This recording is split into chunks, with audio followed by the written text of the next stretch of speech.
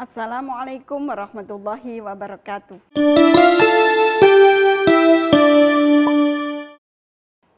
Halo anak-anak kelas 3 semuanya, apa kabar hari ini? Semoga anak-anak bersama ayah bunda di rumah sehat dan selalu dalam lindungan Allah yang Maha Kuasa. Dan tentunya lebih semangat lagi untuk belajar. Anak-anak, hari ini kita akan belajar tema 4, subtema 1, pembelajaran 3 dan 4, kewajiban dan hakku di rumah.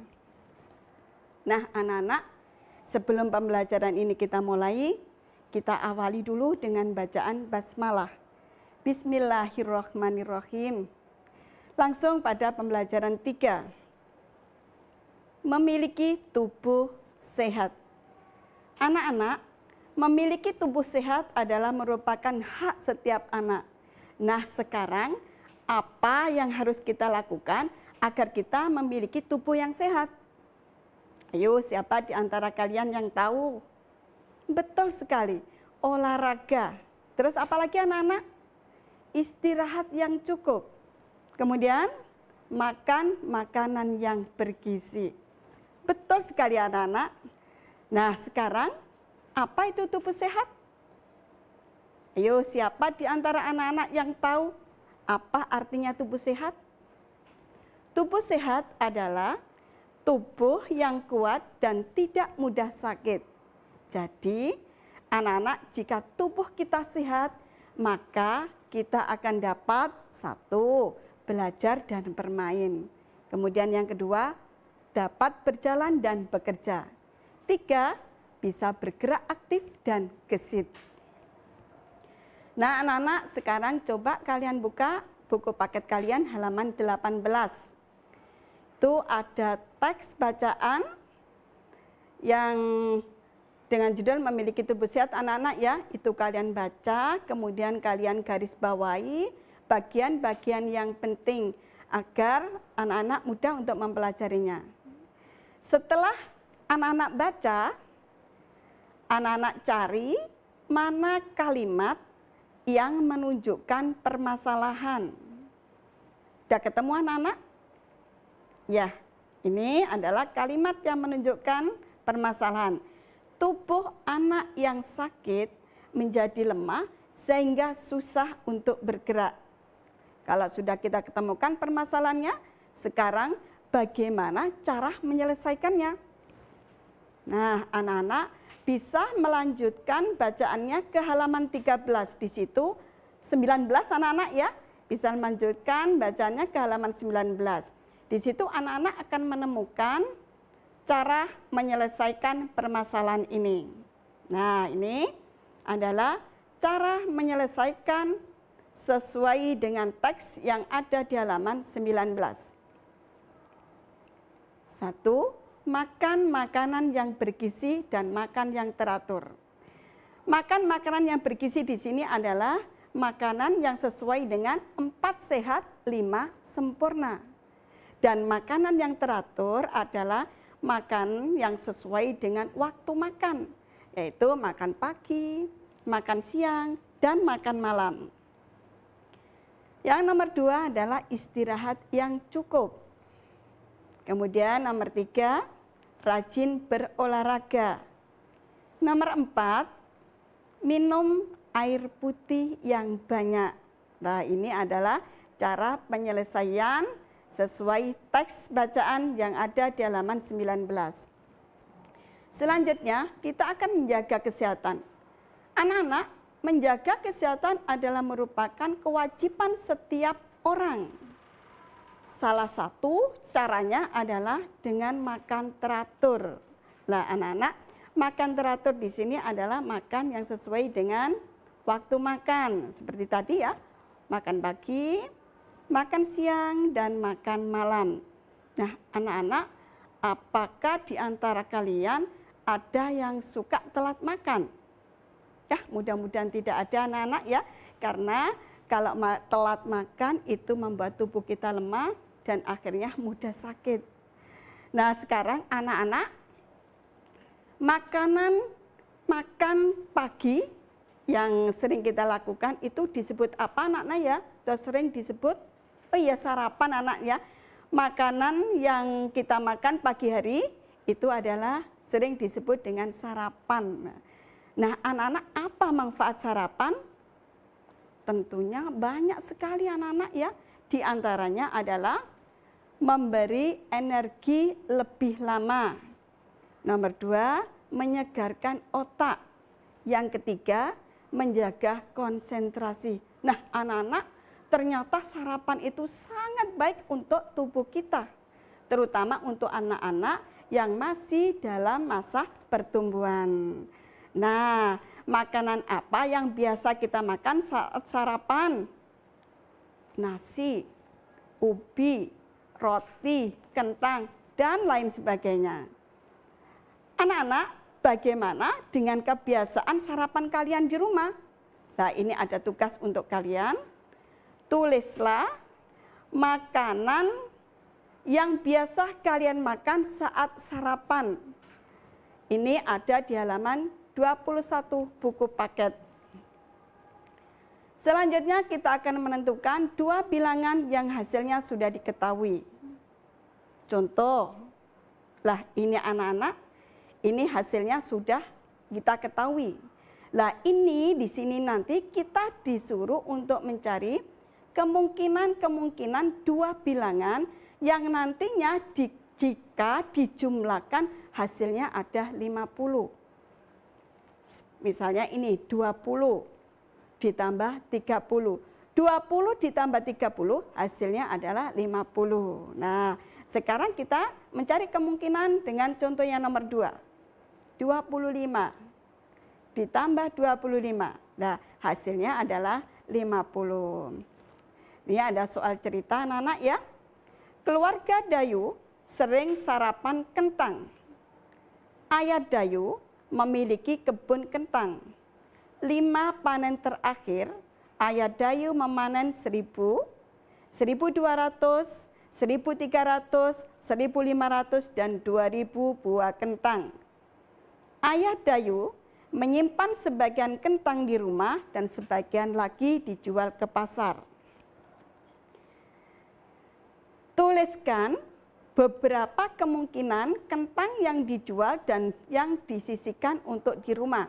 Nah, anak-anak, di sini kita akan menentukan bilangan kemungkinan banyak kentang yang dijual dan banyak kentang untuk disimpan di rumah. Yang nantinya 2 bilangan ini kalau kita jumlahkan maka hasilnya ada 1000, 1200, 1300, 1500, dan 2000. Nah, anak-anak kita ambil satu ya, nomor 1 dulu.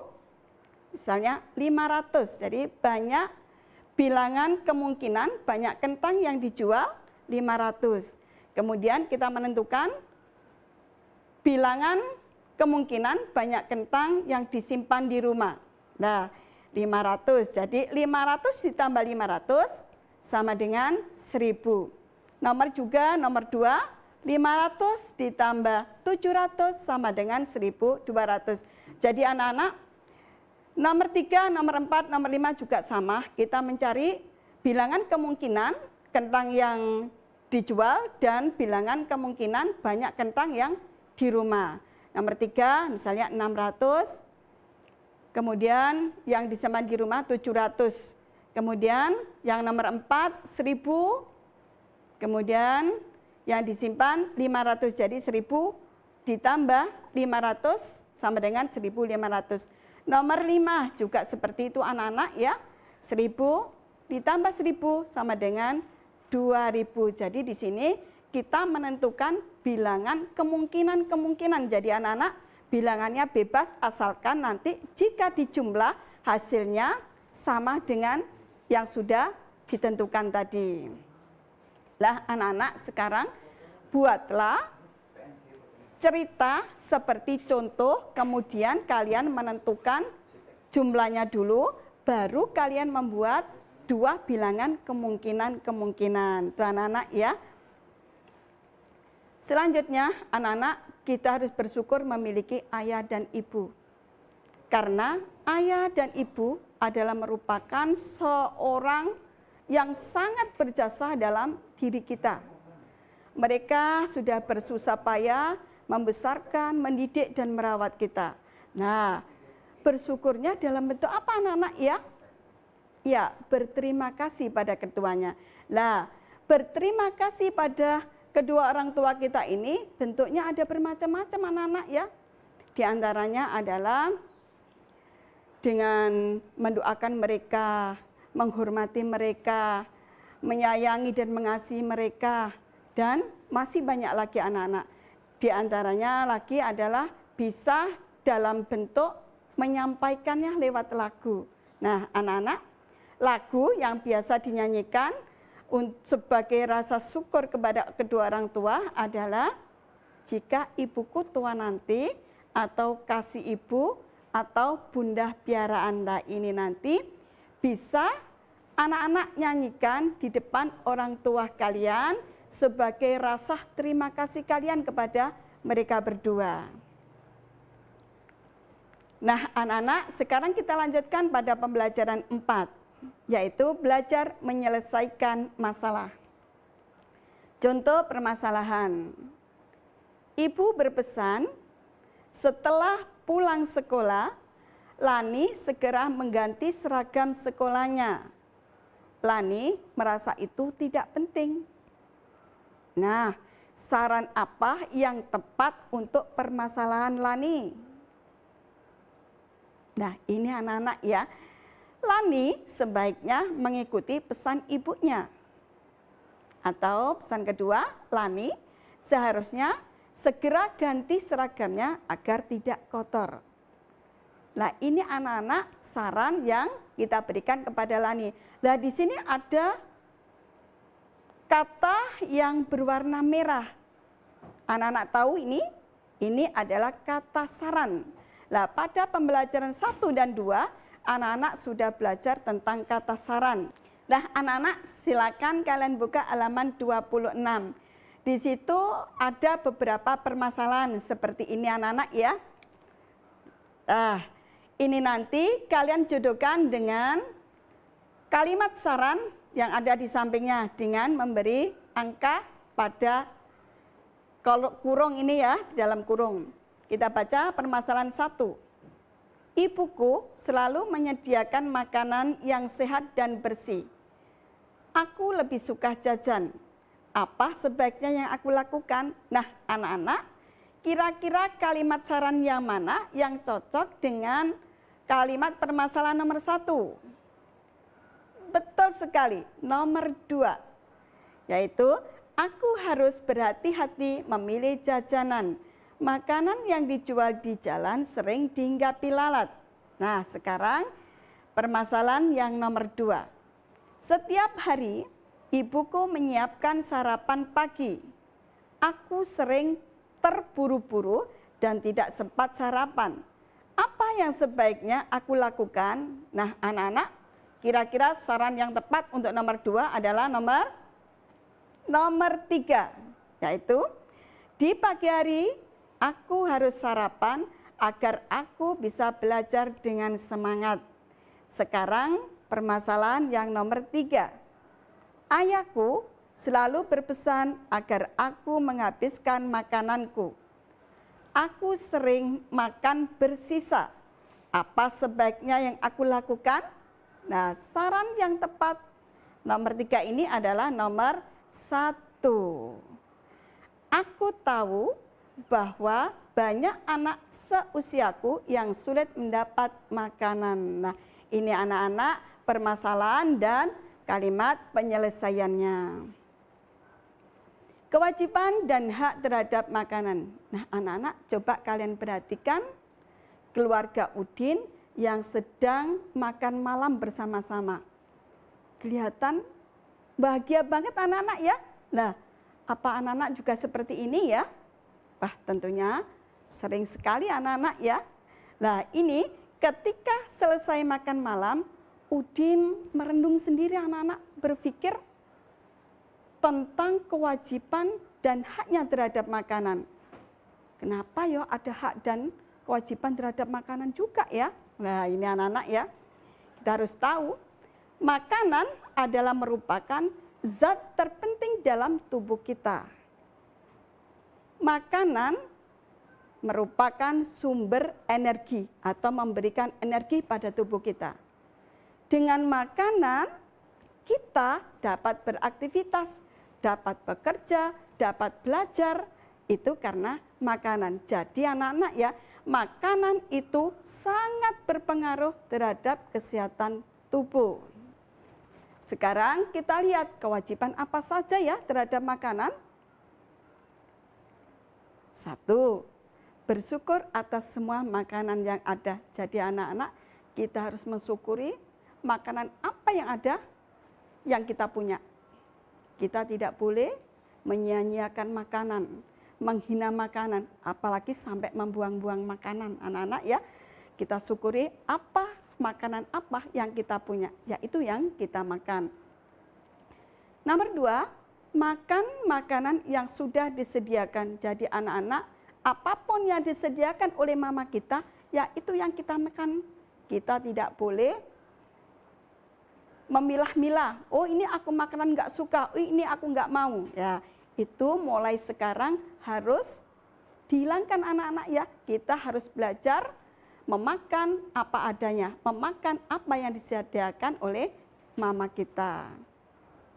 Yang ketiga, membaca doa sebelum dan sesudah makan.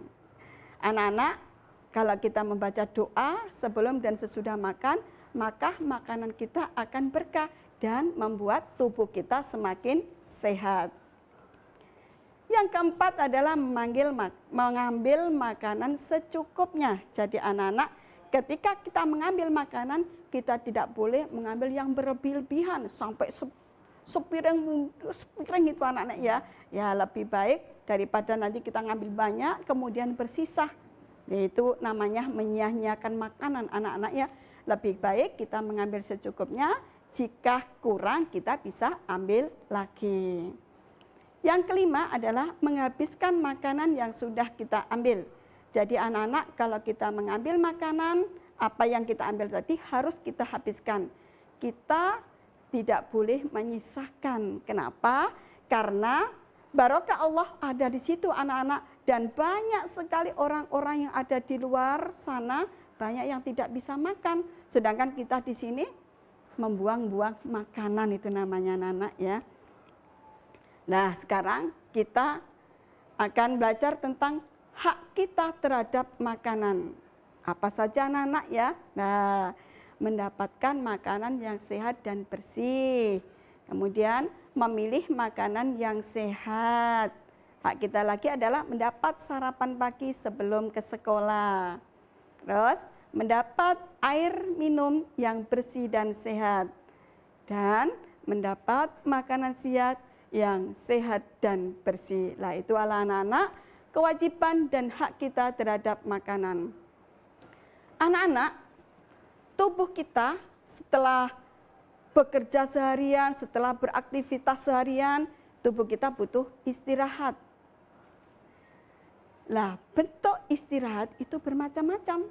Di antaranya adalah bersantai, nonton film, tidur, dan lain-lain. Nah, bentuk istirahat yang paling bagus adalah tidur. Kenapa tidur ya?